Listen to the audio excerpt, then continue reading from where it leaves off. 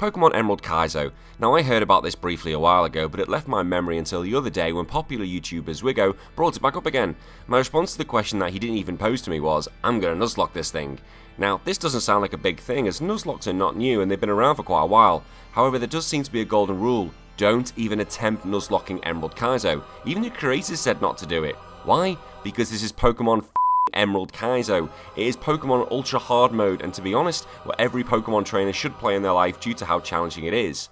Well, how challenging is this thing? Well, for a few reasons really. All Pokemon in the Pokedex up to Emerald are available to catch in the game.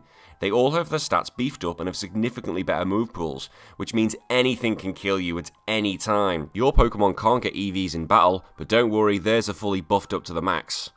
You can't use items in battle, only held items. Every trainer from Bug Catcher to Champion have significantly better Pokemon, so Team Aqua and Magma are not a joke anymore and they have decent Pokemon to boot. Think you have a type advantage? Don't count on it, as the chances are the opponent's got coverage for it. The AI is also very good, which uses popular strategies, so no more laughable battles or just click and win. Nearly every Pokemon you face has a held item, and the Elite Four are at level 100. Yes, 100. So yeah, Nuzlocking this is not going to be a fun time, and I have no idea how I'm going to do. Okay, I won't lie, probably not very well. I'm also doing this without a guide, so I have no idea what trainers will have what in their teams. So the rules, if you are familiar with the standard Nuzlocke guidelines: I can only catch the first Pokemon I see in a route or town. If I KO it or it runs away, that's it, no more from that route. I must nickname any Pokemon caught. If any of my Pokemon faint, then I must put them in a box as they are classed as dead. If all of the team is knocked out, then that's game over, and the challenge ends when I beat the champion. So comment down below if you think I can do it. Why am I even bothering asking this? We get through the usual story stuff in Emerald to go save Professor Birch, who's being chased by the killer Zigzagoon. I pick up Mudkip to face off against the beast, and immediately notice this thing has Swift, which is far more than my tackle, and it has a berry to heal it, but thankfully I do get rid of it. There is a chance I could have been beaten by a level 2 Zigzagoon. I now finally understand why Birch is running from the thing. As a reward for my heroics, I get to keep Mudkip, and I call it Lord Kip. You get it? Lordship? Lord Kip? Yeah, well, not very funny. I now need to head north and come across my first wild Pokemon, a level 3 Pichu. I tackle it and get paralyzed by static, and then 3 moves later, I'm dead. Just like that. It's not even 5 minutes, and I'm dead. The fuck? Like, what the fuck? A fucking level 3 Pichu! Okay, screw this, I'm redoing this again. Let's just pretend that this was just a trial run and I wasn't really ready for it.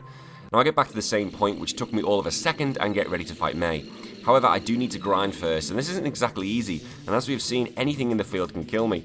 After every fight, I have to go back to the Pokemon Center to heal up, which is so time consuming. Look at this, after level 3 Pidgey, I need to heal. Also, the encounter rate is very low in this game. I mean, look at this, I could have caught an army of Tauruses at this point with the amount of walking I've been doing.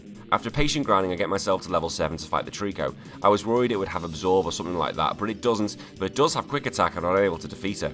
I go back to the lab and receive the Pokedex, which gives me the ability to catch Pokemon, and the Nuzlocke is now truly on. Now the National Dex is open from the start, I'm really excited for this moment to see what my first Pokemon's going to be. Oh, fuck off, a Caterpie! I catch it anyway, as I do need recruits, but I do call it the Fake Lord, because I follow the ethos that Weedle is the one true Bug King.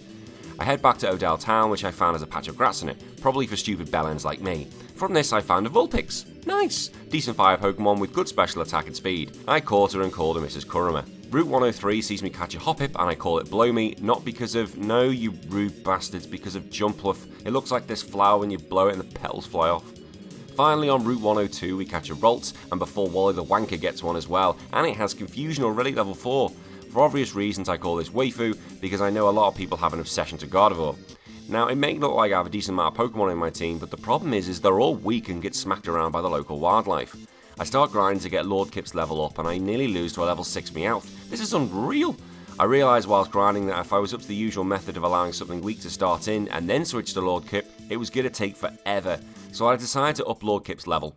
At level 9 we faced our first trainer and he had 3 Pokemon to his name. I managed to get rid of the Sentret quick enough, but then his Zigzagoon had me down to 7 HP due to Swift, and I'd missed 2 attacks, and I still have another Pokemon to remove after this. I decided I need to send a lamb to the slaughter, and I sent out Mrs. Kurama. She got 1 attack off before being swifted to death. Oh, there goes the first one, on the first trainer. I sent out Blow Me, which got a critical confusion, which helped me get the win. He then sent out Poochyena, and the recently acquired Mega Drain helped save Blow Me from certain death. Had it not learned Mega Drain that level up, I would have lost the whole team. I say goodbye to Mrs. Kurama, but I expect to be back at the PC soon enough. I soon realised that poison would be a huge threat in this game as well early on, as Pokemon faint to poison in the wild. Well, let's be honest, they should. So when Lord Kip was poisoned, I got him out of there as quick as possible and switched into Waifu. I then used Confusion and thought it would help, but then Cascoon finished off Waifu with a tackle. Oh, come on! I had over half my health left. 2 trainers in and 2 Pokemon down. I sent the fake god to avenge the fallen Waifu, and it did. The 3rd trainer, I shit you not, started to use a Synthesis plus Protect strategy along with a Leech Seed. At level 6, and they start doing this shitty little nasty technique. I managed to get rid of it, but then Togepi starts using Soft Build over and over again. And the annoying thing is, enemy Pokemon do not run out of PP in this game, so this could go on forever until I end up running out of moves, but I eventually do wear it down. We arrive in Petalburg City where we find a Marill. I was thinking this could be quite handy as it does have Ice Punch already, so I catch it and call it Fake Chew. I did not check its ability but was praying it had huge power so it could become a sweeper. We then show Wally how it's done to get his own Ralts, whilst our next route we get a Natu which we call Cybird. I decide to go fight some more trainers to hopefully get more XP in. I see 2 people by the water and fight the fisherman, and this was the beginning of the end. The fisherman sends out Magikarp at level 9, which I didn't really think was a threat, so I sent out level 7 Blowme. Magikarp then took to the sky and used Bounce and nearly one-shotted me. I'm going to die to a fucking Magikarp. I switch into Lord Kip and he takes out the fish. Phoebus is next and it has Hypnosis. What the hell?